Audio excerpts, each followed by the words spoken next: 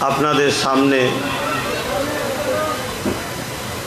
সংগঠনের বিষয় নিয়ে বহুমুখী আলোচনা এবং এই প্রোগ্রাম কিরাতের মাধ্যম দিয়ে শুরু হয়েছে, নাজ শরীফের মাধ্যম দিয়ে শুরু হয়েছে এবং মুজাদ্দেদ জামানের শানলিও একটা নাত তেলাওয়াত হয়েছে। একেবারে শেষ সময়ে সংক্ষেপ দুটো কথা, আমরা জোহরের নামাজ আদায় করব তারপর, এবং আজকের দিনটা মূল যে দিন মুজাদ্দিদুল জামান আমিরুস শরিয়াত আল্লামা সৈয়দনা আবু বকর সিদ্দিক ফুরফুরাবি আল কুরাইশি দাদা হুজুর রহমাতুল্লাহ আলাইহি ছোট সাহেবজাদা আশিকে রসুল সুলতানুল ওয়াইজিন ফানাফিল্লাহ ফানাফির রসুল ফানাফির শায়েখ আল্লামা জুলফিকার সিদ্দিকী আল কুরাইশি ছোট হুজুর রহমাতুল্লাহ আলাইহির আজকে ওফাত দিবস। এই স্মৃতি সভা প্রতি বছর হয়ে আসছে। 2016 সালে আমার ছোট দাদুজানের ওফাত দিনটাকে স্মৃতি রেখে হুজুর কেবলাদের রেখে যাওয়া কর্মসূচিকে আগিয়ে নিয়ে যাওয়ার লক্ষ্যে ফুরফুরা শরীফ আহলে সুন্নাত ওয়াল জামাত নামক এই সংগঠনের সূচনা শুরু হয় এই দিনে। আল্লাহর ওলিরা মরে না, তারা জীবিত। কোরআন বলছে তারা কেমন জীবিত তোমরা তা জানো না, তবে আল্লাহর পক্ষ থেকে তাদেরকে রেজেক দেওয়া হয়। বলুন সুবহানাল্লাহ।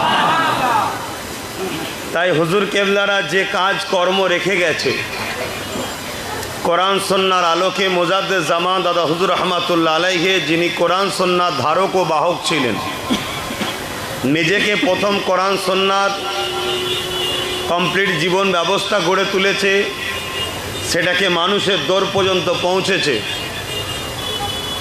তিনার 5 আওলাদ এ কর্মসূচি তিনার উপযুক্ত উত্তরসূরি হিসাবে করেছেন। আমার বাপ চাচাজান হুজুররা উপযুক্ত সন্তান হিসাবে করে চলেছে। আমি তিনাদেরই একজন উত্তরসূরি হিসাবে বাংলার হাজারো ভালোবাসার যুব সমাজ এবং বিশেষ করে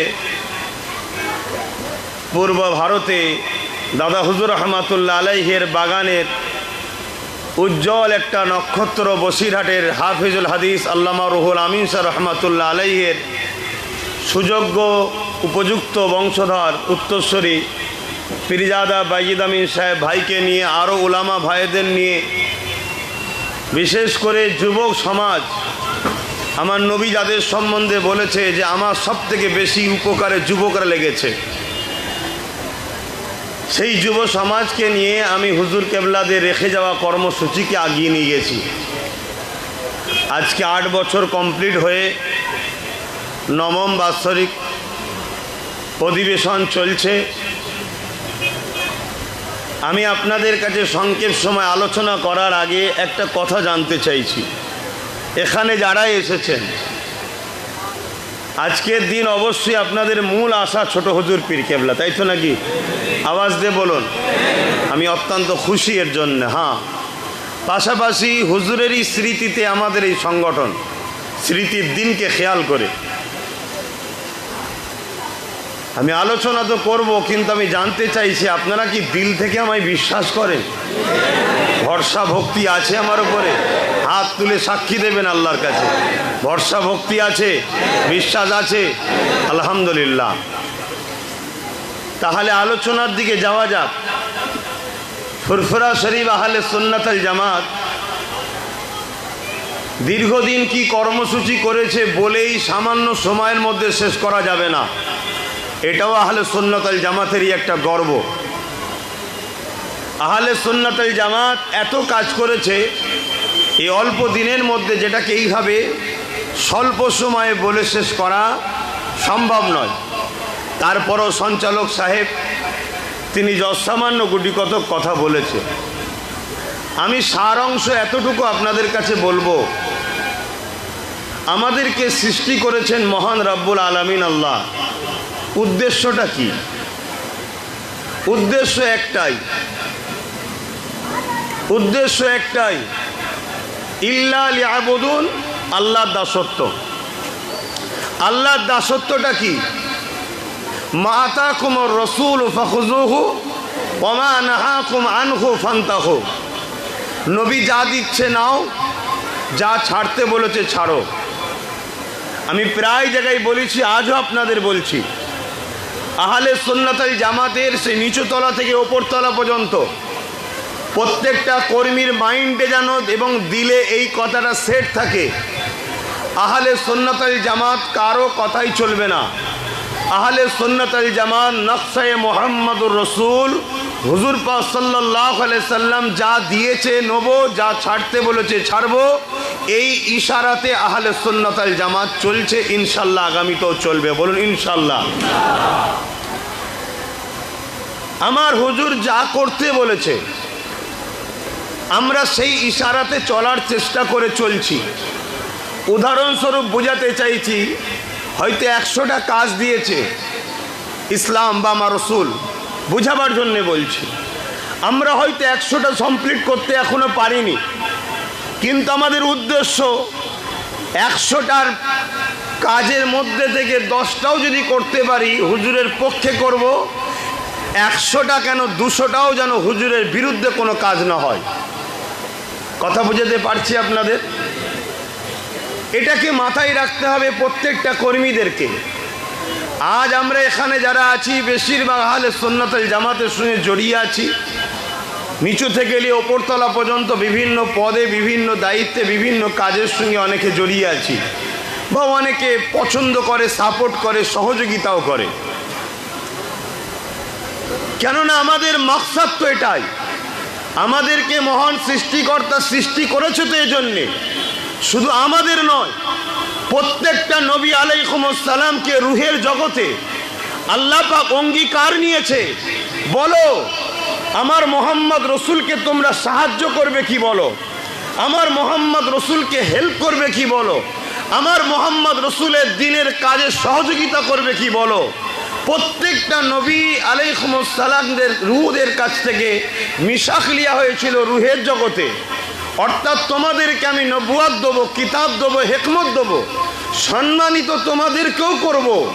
কিন্তু আমার রসুল মোহাম্মদ সাল্লাল্লাহু আলাইহি সাল্লামের যখন সময় আসবে, তোমরা যদি তিনাকে পাও, নিজেদের নেতৃত্ব ছেড়ে দিয়ে, নিজেদের গদি ছেড়ে দিয়ে, নিজেদের পজিশন ছেড়ে দিয়ে, নিজেদের দাওয়ার কাজ, নিজেদের নেতৃত্ব বন্ধ করে মোহাম্মদ রসুলের নেতৃত্ব মেনে তার সেবায় তোমরা নিয়োজিত হবে কি বলো।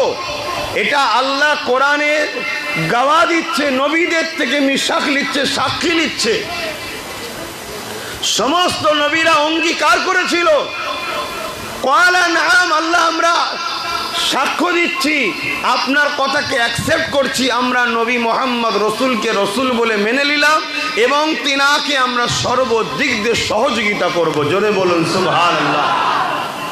এই কথা থেকে আমাদেরকে জ্ঞান লিয়া দরকার।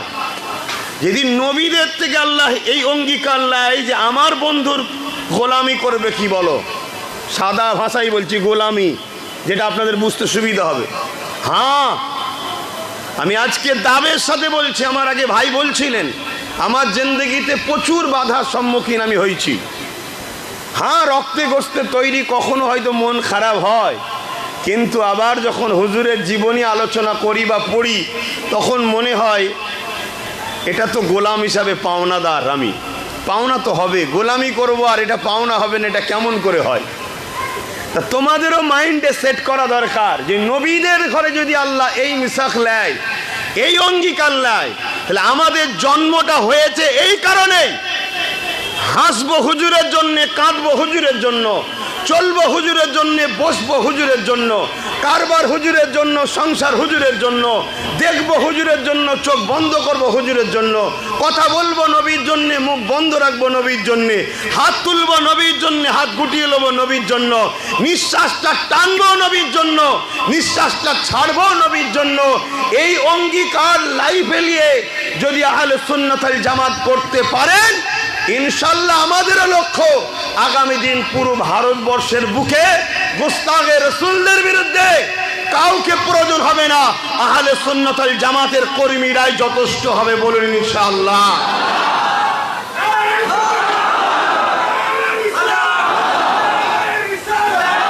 ভাইয়ের আমার, খুব ভালো করে বুঝুন, এটা হলো মূল আমাদের জন্ম হওয়ার মূল থিং। এজন্যই আল্লাহ আমাদেরকে তৈরি করেছে। উদ্দেশ্য থেকে আমরা ভটকে গেছি। আমরা পরিবারের জন্য বহুত ব্যস্ত হই, সংসারের জন্য বহুত ব্যস্ত হই, সুন্দর জামা কাপড় তৈরি করার জন্য ব্যস্ত হই, গাড়ি বাড়ির জন্য ব্যস্ত হই, সব জায়গাতে ব্রেন খাটাই, সব জায়গাতে কষ্ট করি, সব জায়গাতে অর্থ ব্যয় করি, সব জায়গাতে নিজের কামিয়াবি, নিজের সন্তান, নিজের পরিবার, নিজের ব্যবসা, নিজের স্ট্যাটাসকে বজায় রাখার জন্য সর্ব জায়গাতে আমরা সংগ্রাম করি। আমরা দুনিয়ার বেঈমান অত্যাচারী শাসকদের হয়েও লড়াই করি। আমরা দুনিয়ায় কোনো মৌলানা মুফতিকে ভালোবাসার জন্য তাদের পিছনেও অর্থ ব্যয় করি। আর যিনি না হলে কুল কায়নাত হতো না, সেই রাসূলুল্লাহ দ্বীনের জন্য রাসূলের রেখে যাওয়া সংগ্রামের রাস্তা, রাসূলের রেখে যাওয়া মিশন, রাসূলের রেখে যাওয়া সত্যের রাস্তা, তার জন্য আমরা কি করলাম? আহলে সুন্নাত ওয়াল জামাত বাংলার যুব সমাজকে এটাই মেসেজ দিচ্ছে, আসো প্রতিটা গ্রামে 30টা করে কমসে কম যুবক ইউনিট হও। আগামী দিন তুমি তোমার গ্রামে আমার নবীর সুন্নাহকে ছড়াও, তোমার গ্রামে আমার নবীর রেখে যাওয়া মেসেজকে ছড়াও, আমার নবীর আদর্শকে ছড়াও। আমার নবীর মতো মানব প্রেমিক দুনিয়ায় আসেনি আর আসবে না, আমার নবীর মতো মানববন্ধনকারী দুনিয়ায় আসেনি আর আসবে না, আমার নবীর মতো উত্তম আদর্শওয়ালা দুনিয়ায় আসেনি আর আসবে না। মহান সৃষ্টিকর্তা বলছে, ইন্নাকা লাআলা খুলুকিন আযীম।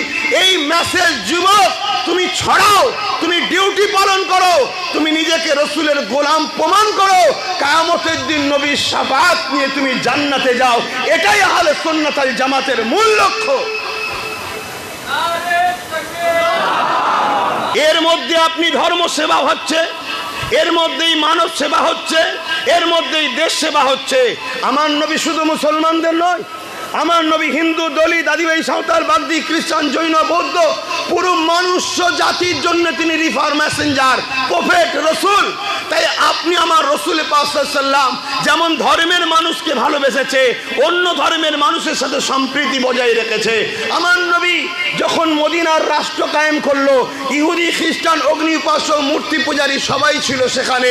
তাদের সঙ্গে সন্ধি করেছে, চুক্তিবদ্ধ করেছে, রাষ্ট্র কিভাবে নিরাপদ চলবে, সবাইকে নিরাপদে কিভাবে রাখা যাবে। আমার নবীর আদর্শ, এই মেসেজ, আমার নবী যে সাম্যের বাণী দিয়েছে, আমার নবী যে মানবতার বাণী দিয়েছে, আমার নবী যে নারীদের অধিকার দিয়েছে, আমার নবী যে ক্ষুধার্ত মানুষের খাবারের ব্যবস্থা করেছে, আমার নবী যে কৃষকদের, দিন মজুরদের গায়ের ঘাম শুকাবার আগে তাদের পরিশ্রম মিটিয়ে দেওয়ার মেসেজ দিয়েছে, আমার নবী যে আইন ব্যবস্থা তৈরি করেছে যেখানে জুলুম হবে না, বেইনসাফি হবে না, আমানত খেয়ানত হবে না, ধোঁকা হবে না, প্রতারণা হবে না, চিটিংবাজি হবে না, ফ্রড হবে না, রাষ্ট্রের সঙ্গে গাদ্দারি হবে না। এই যে নিজাম কানুন আমার নবী দিয়েছে, এটা তো প্রত্যেকটা যুবকের উচিত তোমার গ্রামে কমসে কম তোমাকে মাইক ধরে এটা প্রচার করা দরকার, তবেই তো তুমি উম্মতে মুহাম্মাদি।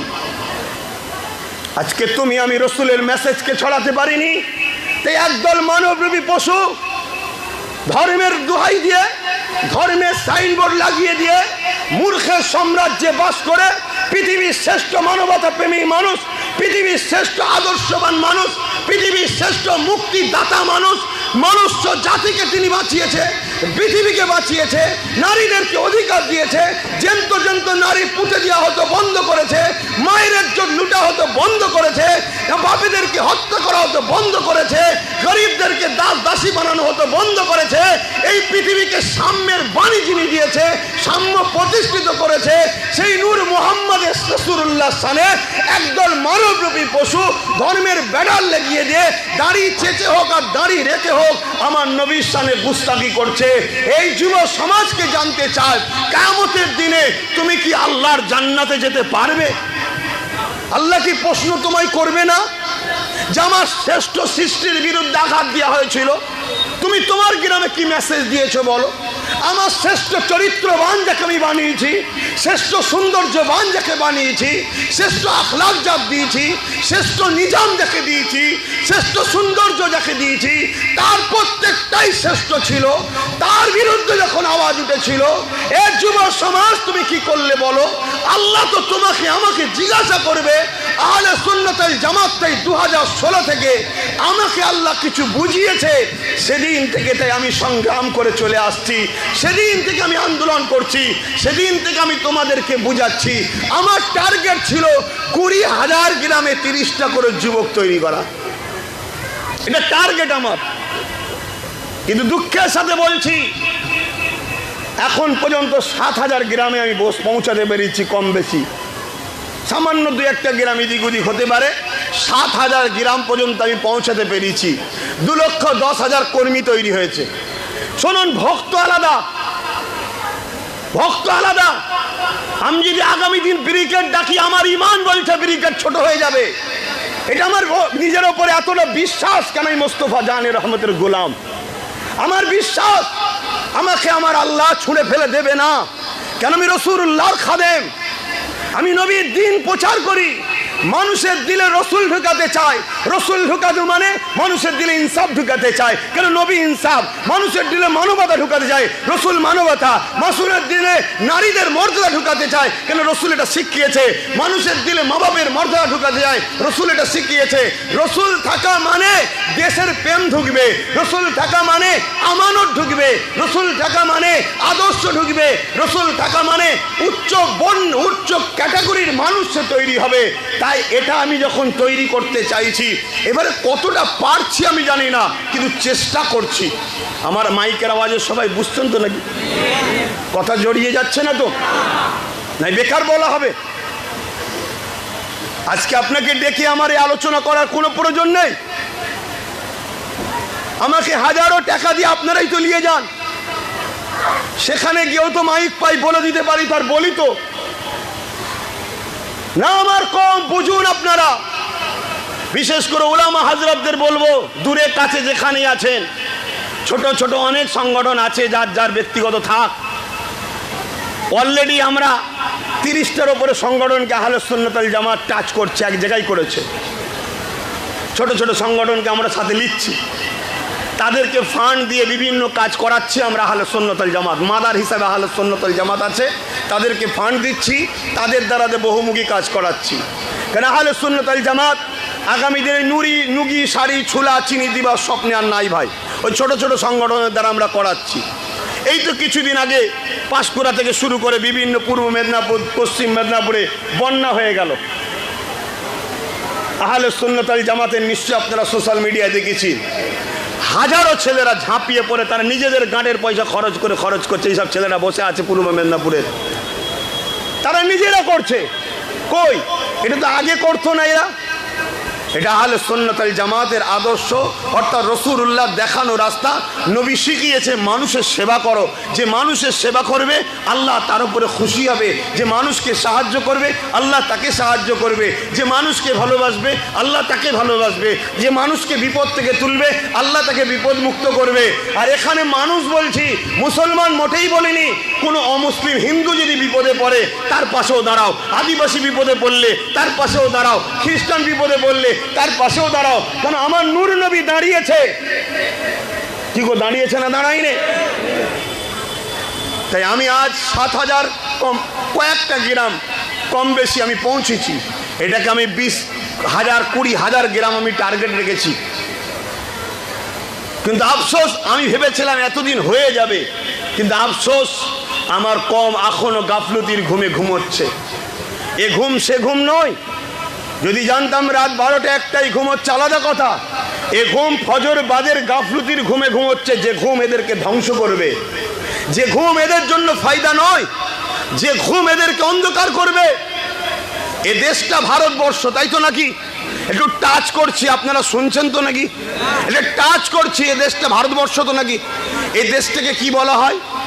ইসলামিক কান্ট্রি, মুসলমানদের দেশ। এটা হিন্দু রাষ্ট্র না মুসলিম রাষ্ট্র না খ্রিস্টান রাষ্ট্র না জৈন রাষ্ট্র, কোন রাষ্ট্র? জোরে বলেন। কেউ যদি বলে এটা মুসলিম রাষ্ট্র, সে সংবিধানের পক্ষে না বিরুদ্ধে? কেউ যদি বলে খ্রিস্টানের রাষ্ট্র, সংবিধানের পক্ষে না বিরুদ্ধে? কিন্তু আজকে প্রকাশ্য বলা হচ্ছে এটা হিন্দু রাষ্ট্র বানাতে হবে। আমাদেরকে এখনো ঘুম ভাঙেনি যে এত বড় সমাজ বিরোধী, সংবিধান বিরোধী কথা হওয়ার পরেও তাদেরকে স্যালুট করা হয়, তাদের আগে পিছনে ফোর্স থাকে। এ থেকে কি আপনি বুঝতে এখনো পারছেন না যে আগামী দিন আপনাদের লাইফে স্পেনের মতো আঘাত আসতে চলেছে? স্পেনে কি হয়েছিল ইতিহাস জানেন? জানেন কি আপনাদের?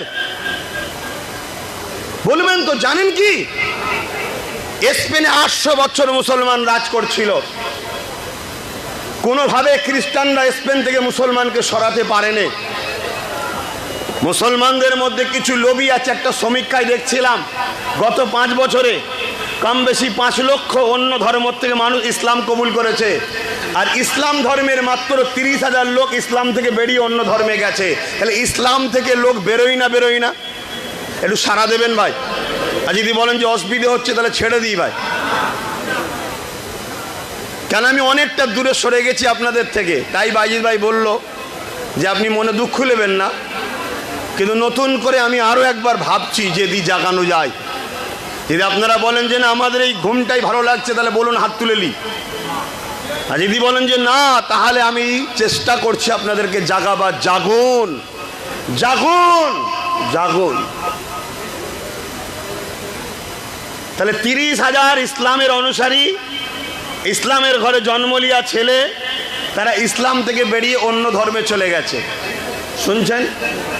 যখন কেউ অন্য ধর্ম থেকে ইসলামে আসে, উদখুলু ফিস সিলমি কাফা, পুরোপুরি তাকে আসতে হয়। কিন্তু যারা ইসলাম ছেড়ে অন্যদিকে চলে যায়, তখন তাদেরকে বলা হয় তোমরা ভেতরটা শুধু আমাদের রাখো, বাহ্যিকটা ইসলামেরই রাখো, কেন তোমাদের দ্বারা অনেক কাজ আছে।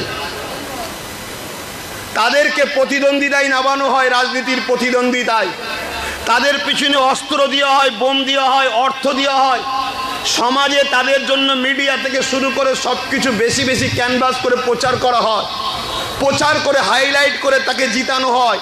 আমরা ভাবি এটাও মুসলমান ওটাও মুসলমান, জিতলো তো সমস্যা কি আছে? কিন্তু না, সে আদৌ ইসলাম থেকে বেরিয়ে গেছে, ঠোলটা শুধু রেখে দিয়েছে আমাদেরকে লুটবে বলে। ঠিক স্পেনে এটাই ঘটেছিল। কোনোভাবে যখন স্পেন থেকে ইসলাম ও মুসলমানকে সরাতে পারছে না, তখন কি করলো? যারা ইসলাম ছেড়ে দিয়ে খ্রিস্টানের লুবি মানুষ, পয়সার লোভে খ্রিস্টান হয়ে গেল, তাদেরকে বলল খ্রিস্টান দীক্ষা নিচ্ছ নাও, কিন্তু বাইরেটা তোমরা রাখো মুসলমান। তাদেরকেই মুসলমানদের প্রতিনিধি হিসাবে, লিডার হিসাবে দাঁড় করানো হলো।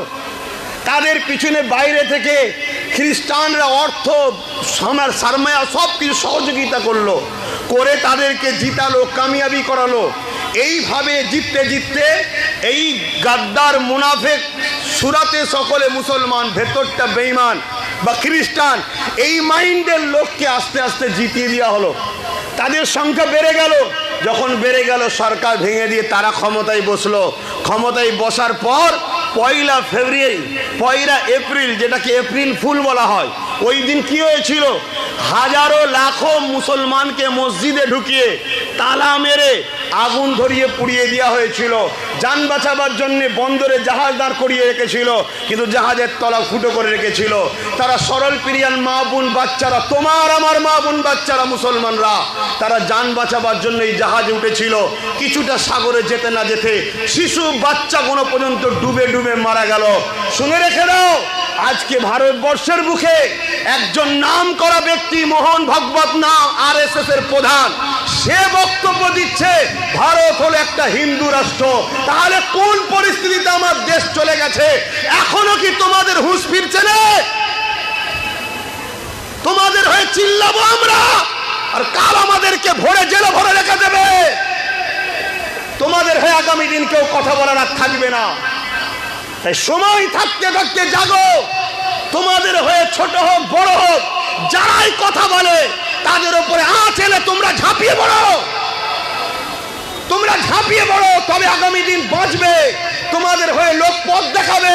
না হয় ওই যে বলে না, ভাই বলছিল অনেক সংগঠন বা অনেক মুসলিম নেতারা একটু লোক যেই হয় বিভিন্ন দলের কাছে বিক্রি হয়ে যায়। এই বিক্রি যারা হয় তারা তো খারাপ কাজ করছে, কিন্তু আমি বলবো বিক্রি হওয়ার পিছনে তোমাদের দোষ আছে, তোমাদের দোষ আছে। কেন তোমরা সেই সকল নেতাদেরকে গুরুত্ব দাও না, তাদেরকে গুরুত্ব দাও না। তারা তোমাদের হয়ে চিল্লে মরে, তারা রাত্রিরে বিপদ আপদে মরে, তোমরা তাদের পাশে না দাঁড়িয়ে ওই সেকুলারের নামে ভণ্ড গাদ্দার বেঈমানগুলোর পিছনে তোমরা ছুটে বেড়াও। তাই তারা চিন্তা করে কি করব, বেকার আমার তো জীবন চলে যাবে, চল যা দিচ্ছে নিয়ে নে।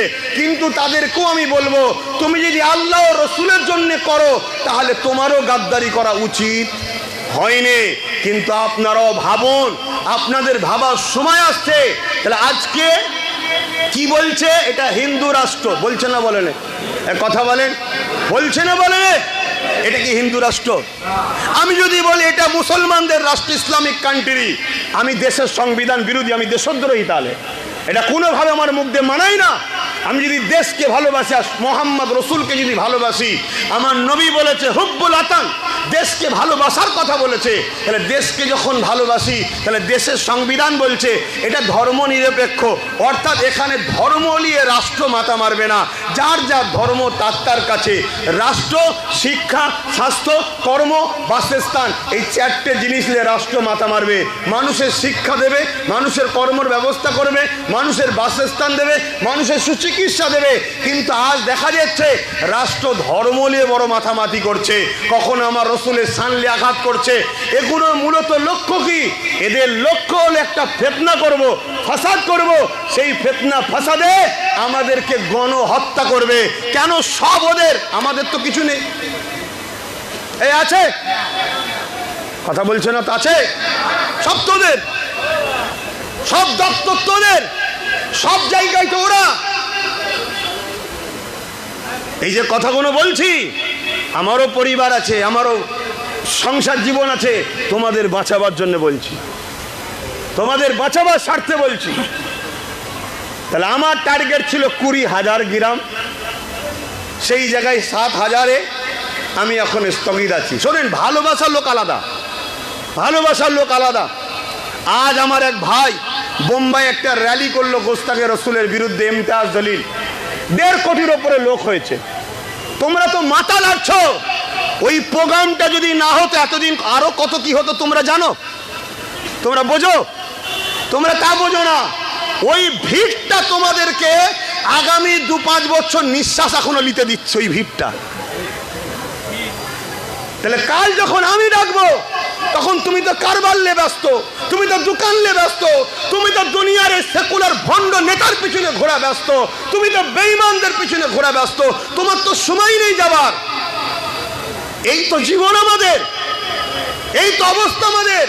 তাহলে আজকে 20,000 গ্রামে যদি আমি 30টা করে ছেলে করতে পারতাম, তাহলে 6 লক্ষ কর্মী। কর্মী আলাদা জিনিস, ভক্ত আলাদা জিনিস। কর্মী মানে তার অ্যাসেট এটা। এখানে যারা কর্মী আছে তারা সংগঠনের কথাকে ক্যাচ করছে, বাকি সাপোর্ট আর ভক্ত আলাদা জিনিস, ভালোবেসে এসছে। কথা কিছু বুঝছেন না, বোঝেন না? এবং যারা এখানে নেতৃত্ব শুধু আছে তাদেরকে ইনভাইট করা হয়েছে। সবাই যদি বলা হয় অত লক্ষ লোক যদি এখানে ঢোকার জায়গা হবে? খুব ভালো করে বুঝুন আমার ভাইরা, আমার কথায় কি আপনারা আঘাত পাচ্ছেন নাকি? তাহলে আজকে 1923 সালে একটা সংগঠন করলো RSS, 100 বছর তাদের হতে চলেছে। তাদের লক্ষ্য এই দেশকে হিন্দু রাষ্ট্র বানাবে, সংবিধানকে মুছে দেবে। কথা শুনছেন না, শোনেন? তো এই দেশের জন্য যেমন হিন্দু ভাইয়েরা রক্ত দিয়েছে, পাঞ্জাবিরা দিয়েছে, শিখেরা দিয়েছে, আদিবাসীরা দিয়েছে, মুসলমানরা রক্ত দিয়েছে না দেয়নি? দিয়েছে। সবাই মিলে এক জায়গায় বসে একটা সংবিধান লিখা হলো। ডক্টর বাবা সাহেব আম্বেদকরের নেতৃত্বে এই সংবিধান লিখা হলো। দেশ চলবে এই সংবিধান অনুযায়ী। আজকে সেরকম একটা ভিআইপি লোকের মুখ থেকে, এত পাওয়ারফুল লোকের মুখ থেকে আজকে কথা বেরোচ্ছে। 100 বছর ধরে তারা সবর করে ধৈর্য ধরে আগাচ্ছে, উদ্দেশ্য তাদের পূরণ করার জন্য। কিন্তু আজ আপনাদেরকে ভাবাচ্ছি, আমরা কখনো কোনো ধর্ম, কোনো দিন, কোনো সমাজ বা দেশের বিরুদ্ধে কোনো রকম যাররা পরিমাণ নোংরা মন মানসিকতা রাখা আহলে সুন্নাত ওয়াল জামাত শিখায় না, শিখাতে পারবেও না। কেন? এটা ইসলাম বিরোধী, এটা ইসলাম বিরোধী। কিন্তু আমাদেরকে, আমাদের অধিকারকে, আমাদেরকে বাঁচার জন্য আমাদেরকে সংগঠিত হওয়া দরকার আছে না? আজকে দেখুন আমার হুজুরের সামনে গুস্তাখি হচ্ছে, আমার দিনের নামে গুস্তাখি হচ্ছে, আমার কোরআন শেষ হবার নামে গুস্তাখি হচ্ছে, আমার আল্লাহর সামনে গুস্তাখি হচ্ছে, আমার হুজুরের কার্টুন তৈরি করা হচ্ছে, হচ্ছে না? হয়নি? এর জন্য যারা করছে তারা তো অবশ্যই মানবরূপী পশু, কোনো সন্দেহ নেই, কিন্তু তাদের থেকে কি বেশি দোষী আমরা নয়? আমাদের গাফলতি, আমাদের অবহেলা, আমাদের চুপ থাকার জন্যই তো আজকে এই কাজগুলো হচ্ছে। আমরা আমার হুজুরের মেসেজ তো ছড়াতে পারছি না। আরও একটা কথা আপনাদেরকে বলি, আপনারা খেয়াল করে দেখেছেন ভারতের রেল এবং ভারতের সেনাবাহিনীদের যে জায়গা আছে, তারপরে ভারতবর্ষে তৃতীয় নম্বরে সব থেকে বেশি জায়গা হলো মুসলিম সমাজের ব্যক্তিগত সম্পদ ওয়াকাফ এস্টেট। শুনছেন আপনারা?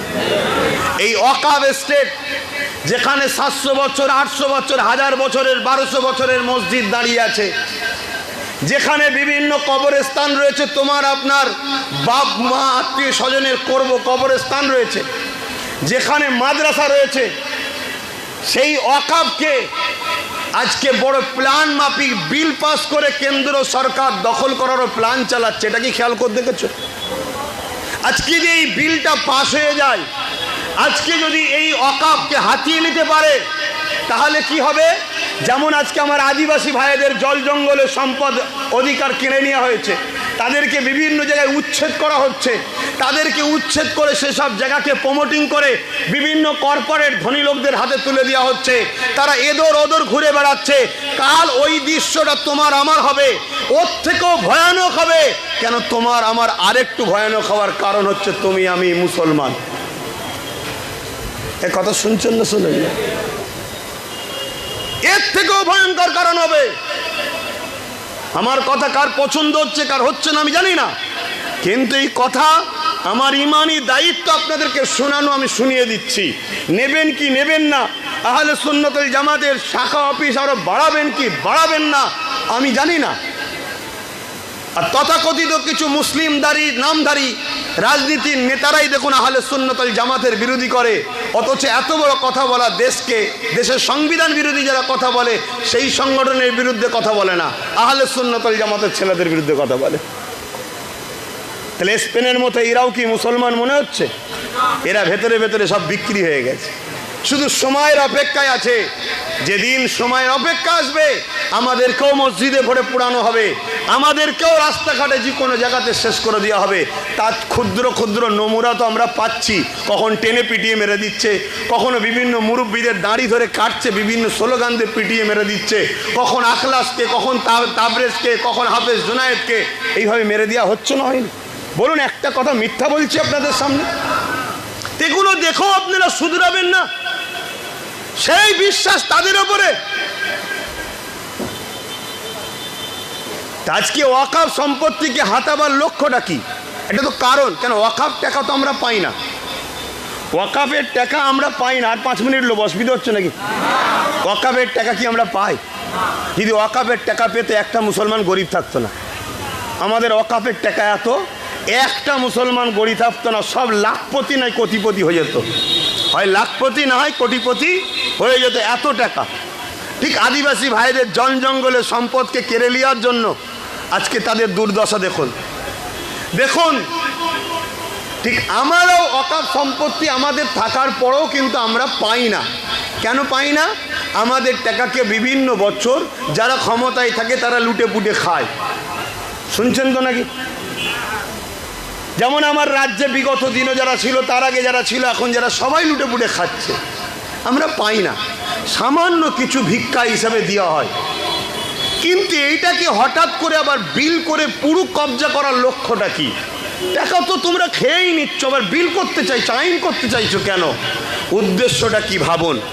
উদ্দেশ্য হচ্ছে যখন তোমাকে আমাকে শেষ করা হবে, তোমাকে আমাকে ভারত থেকে মিটিয়ে দেওয়া হবে, যেমন স্পেনে মিটিয়ে দেওয়া হয়েছে, তখন বিশ্ব থেকে না আওয়াজ ওঠে যে ওরা তো ওখানকার বাসিন্দা, ওদেরকে মিটিয়ে দেওয়া হচ্ছে কেন? তুমি বাসিন্দা প্রমাণ করতে পারবে কি করে? ওই 1000 বছরের মসজিদ দেখাবে, ওই 1000 বছরের কবরস্থান দেখাবে, ওই 1000 বছরের মাদ্রাসা দেখাবে, যেটা তোমাদের পূর্বপুরুষরা তৈরি করেছে। কিন্তু ওয়াকফ বিল করে নিয়ে এগুলোকে সব ভেঙে চুরমার করে দিয়ে প্রমোটিং করে দেবে। না কবরস্থান থাকবে, না মসজিদ থাকবে, না মাদ্রাসা থাকবে, তোমার আমার পূর্বপুরুষের ঐতিহ্য কিছু থাকবে না। তখন বলা হবে এরা ঘুষপেটি, এরা বাইরে থেকে ঢুকেছে তাই তাড়িয়ে দেওয়া হচ্ছে, যেভাবে রোহিঙ্গাদের ঘরে তাড়িয়ে দেওয়া হয়েছিল। আমার কথাতে অনেকের অসুবিধে হবে। কাল হয়তো অনেক ন্যাশনাল যা কি দেশের অনেক মিডিয়া হয়তো কালকে হই হই করতে পারে, কিন্তু আমি একটা কথা বুঝি, সত্যের পক্ষে দাঁড়ানো আমার রসুল শিখিয়েছে, দাঁড়িয়ে আছি। কিন্তু তোমাদের দাঁড়ানো দরকার আছে না নাই? হাত তুলে বলো দরকার আছে না নাই?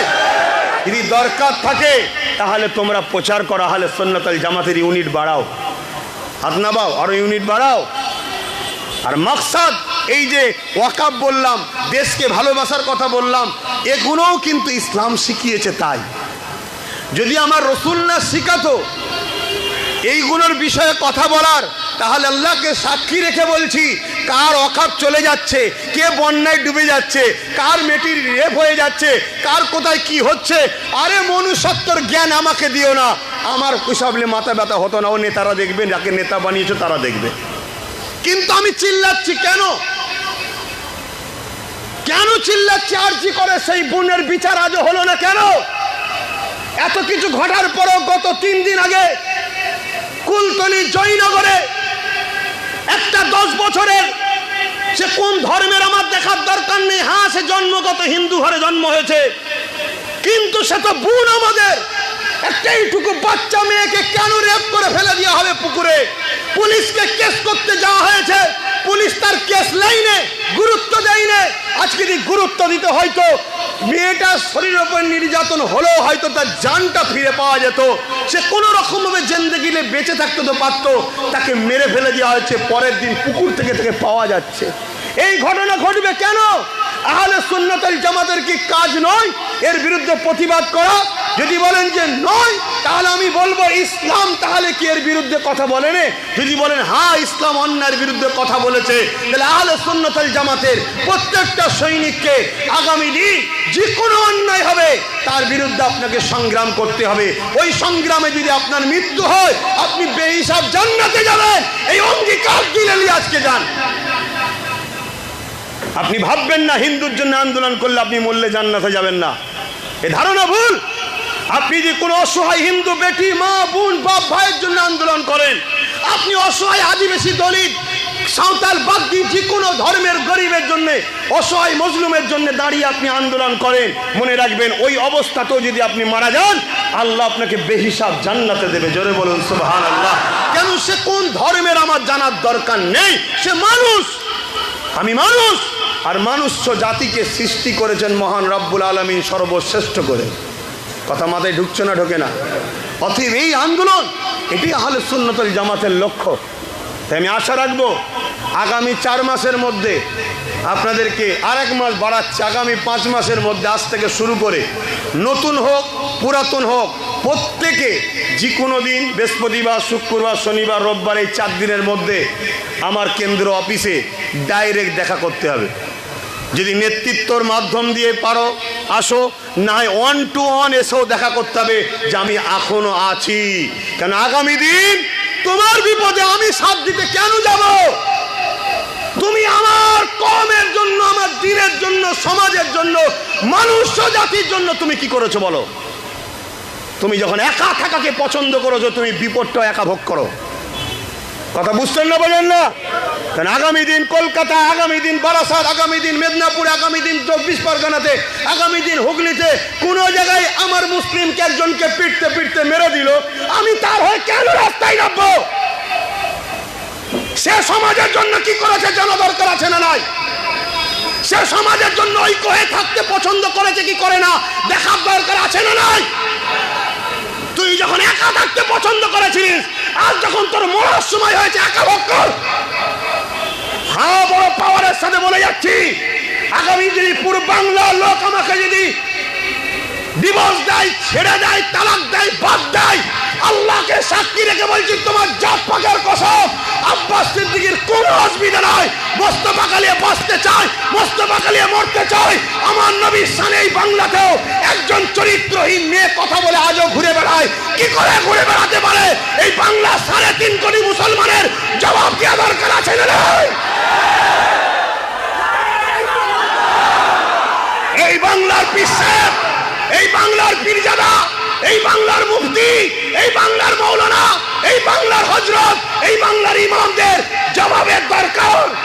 কেন তোমরাই তো দালালি করে গভর্নমেন্ট তৈরি করো? তাহলে আজকে তোমার গভর্নমেন্ট কেন ওই হারামজাদি, ওই চরিত্রহীন কোরআন যাকে বলেছে যার সন্তান, ওই মহিলাটা এখনো জেলের মধ্যে কেন নয়? আমার বাংলাতেও বলেছে। এরকম খবর আপনাদের কাছে আছে না নাই? তোরা বলেন আছে না নাই? তোমরা মুসলমান দাবি করি, আমরা নবীর উম্মত দাবি করি। যে নবী না হলে মায়ের সম্মান বুঝতাম না, বাপের সম্মান বুঝতাম না। যে নবী না হলে দাদা হুজুরকেও পেতাম না। যে নবী না হলে কোনো কিছুই পেতাম না। আজকে সেই নবীর সামনে গুস্তাখি হচ্ছে আমার বাংলাতেও। আমার বাংলাতে কোরআনকে অপমান করা হয়েছে। আমার বাংলাতে কোন সরকারি পদের লোক আমার রাসূলুল্লাহর পরিবারদের উপরে আঘাত দিয়েছে। এদের বিচার হচ্ছে না কেন এখনো? বলো। তোমরা 3.5 কোটি মুসলমান মিলে গভর্নমেন্ট তৈরি করো। সেই গভর্নমেন্ট আজকে তোমার নবীর পক্ষে দাঁড়ায় না কেন? যদি বলেন ওটা তো ধর্মের ম্যাটার, ঠিক আছে, বাদ দিলাম। সংবিধান বলছে কোনো ধর্মের উপরে আঘাত দেওয়া যায় না, তাহলে সংবিধানের পক্ষে দাঁড়ায় না কেন? আল্লাহর গজব আসার আগে পরিবর্তন হও, শুধরে যাও, শুধরে যাও। সারা জীবন যে রসুল আমাদের জন্য কেঁদেছে, আজও কাঁদছে, রওজায় কাঁদছে, কাল কিয়ামতের দিনে কাঁদবে। আর এখানে আর একটা কথা বলে যায়, একদল দাঁড়িওয়ালা টুপিওয়ালা রয়েছে আমার রাসূলুল্লাহর বিরুদ্ধে। এ আছে না নাই? যখন অন্য কোনো ধর্মের সেজে আমার নবীর বিরুদ্ধে বলে তখন আন্দোলন হয়। আর আমার মুসলিম সেজে যখন রাসূলুল্লাহকে মরা বলে, আমাদের মতো মানুষ বলে নবী মাটির তৈরি বলে, নবী ভুলে যায় বলে, নবী নিরক্ষর, নবী লেখাপড়া জানে না, এই জানোয়ারগুলোকে মারবে কে? এদের বিচার করবে কে? এদের বিরুদ্ধে কেস করার দরকার আছে না নাই? এদের বিরুদ্ধে লড়াই করার দরকার আছে না নাই? ওঠো আগামী দিন যুব সমাজ, ওঠো। প্রত্যেককে হুকুম দিচ্ছি, আগামী দিন আহলে সুন্নাত ওয়াল জামাত এবং আমার ভালোবাসার মানুষ প্রত্যেককে হকি ব্যাট বল খেলা শিখতেই হবে। হকি ব্যাট বল খেলা শিখতেই হবে। কারো ঘরে যদি হকি ব্যাট বল না থাকে, যদি জানতে পারি, তাকে সংগঠন থেকে বাদ দিয়ে দেবো। এই শুনছেন না শোনেননি? হকি ব্যাট বল খেলা শেখো। শুনছেন? একদম খুলে আম বলছি, শরীর চর্চা করো, তবে শরীর ফ্যাক্টরি ভালো থাকবে। ফজরের পরে আর ঘুম হবে না, শরীর তবে চাঙ্গা থাকবে। আমরা তো ঝিমিয়ে গেছি, খেলাধুলা ছেড়ে দিয়েছি, শরীর ঝিমিয়ে গেছে। আরে ওঠো, কিসের তুমি ইমানদার দাবি করছো? কিসের তুমি কি বলে নিজেকে সভ্য দাবি করছো? আমার রাসূলুল্লাহর বিরুদ্ধে যেখানে কথা হয়, সেখানে আর কোনো কথা চলে না। কথা মাথায় ঢুকছে? সর্বকালে সর্বশ্রেষ্ঠ, সর্বদিক দিয়ে যিনি উত্তম, তিনি হলেন মুহাম্মদুর রাসূল। জোরে বলুন সুবহানাল্লাহ। অতএব সংবিধান বলছে কারো ধর্মের উপরে আঘাত দেওয়া রাইট নাই আমার দেশের, কিন্তু সেই জায়গায় তারা দিয়ে বেড়াচ্ছে। এই কোনোদিন শুনেছেন আব্বাস সিদ্দিকীকে হিন্দু ধর্ম গ্রন্থ, হিন্দু পণ্ডিতদের বিরুদ্ধে কথা বলতে? এই আদিবাসী ধর্ম গ্রন্থ বা তাদের পণ্ডিতদের বিরুদ্ধে কথা বলতে? শিখ পাঞ্জাবি কোনো ধর্মের ধর্মগুরুদের বিরুদ্ধে কথা বলতে? কি বলে খ্রিস্টান, এদের ধর্মগ্রন্থ ধর্মগুরুদের বিরুদ্ধে কোনো কথা বলতে দেখেছে? কেন? ইসলাম আমায় শিখায়নি, আমার দেশও আমাকে রাইট দেয়নি। কথা মাথায় ঢুকছে না? ঢোকে না? সব সময় আমার রসুলের ওপরে, আমার কোরআনের ওপর, আমার ইসলামের উপরে আঘাত দেবে, এর জন্য দোষী কারা? এই জোরে বলেন কারা? জোরে বলেন কারা? আমার কম দোষী, আমার কম দোষী। আর এই কমের মধ্যে একদল মুফতি, মৌলানা, আলেম, ইমাম, পীর সাহেব, পীরজাদা সব থেকে বড় বড় দোষীরা। কথা মাথায় ঢুকছে না? ঢোকে না? শুধু বলছে সব ঠিক আছে, সব ঠিক আছে, সব ঠিক আছে, সব ঠিক আছে। আমার হুজুরের যেখানে কথা আসবে সেখানে পরিবার নয়, সন্তান নয়, বাচ্চা নয়, কারবার নয়, ব্যবসা নয়, কিচ্ছু নয়। কথা মাথায় থাকবে তো? যাক, আমি অনেক কিছু কথা বললাম, সংগঠনের মূল লক্ষ্যর কথাও বললাম। সংগঠনের মূল লক্ষ্য আমার হুজুর যা রেখে গেছে, ধর্মপ্রেম, মানবপ্রেম, দেশপ্রেম, আমার হুজুর এগুলো শিখিয়েছে, তাই আমরা এগুলো করি। এই তোমায় বুঝতে পারো? তোমায় তো বলছি সামনে তো যেও নি, বুঝতে পারো নি? যাও, চলে যাও, চলে গেছো। কত হাঁকড়া লোক, যাও সাইড দাও। মাথায় শুধু বড় হয়ে গেছি এরা, একে কতবার বারণ করছে, বুঝতে পারেনি, হাঁকড়া। তো ভাইয়ের আমার, এগুলো বুঝবেন। আমার কথায় আপনারা কেউ কষ্ট পাচ্ছেন? হ্যাঁ, কষ্ট পাচ্ছেন? কাউকে জোর করে ধরে রেখেছি? কখনো ধরেছি? আগামী তো ধরবো না। ধরবো একটা কারণে, আমি হুজুরকে ভালোবাসি, তোমরা যদি ভালোবাসো আসো, এক মুঠো হই, ব্যাস এই সম্পর্ক ধরবো। তাতে যার ভালো লাগবে আসবে, যার ভালো লাগে আসবে না। তাই আগামী 5 মাস সময় দিলাম, প্রত্যেকটা নতুন হোক পুরাতন হোক, ডাইরেক্ট বৃহস্পতিবার, শুক্রবার, শনিবার, রোববার সকাল 10টা থেকে বিকেল 4টে পর্যন্ত অফিস ইনচার্জ আলা থাকবে, এসে ডাইরেক্ট দেখা করো। কথা বুঝে আসছে? কথা আছে। কি আছে? কথা আছে। সব কথা সব জায়গায় বলা যায় না। আসো একটুখানি বিদায় নেবো, তার আগে আমরা হুজুরকে একটু সালাম দেবো। ইয়া নবী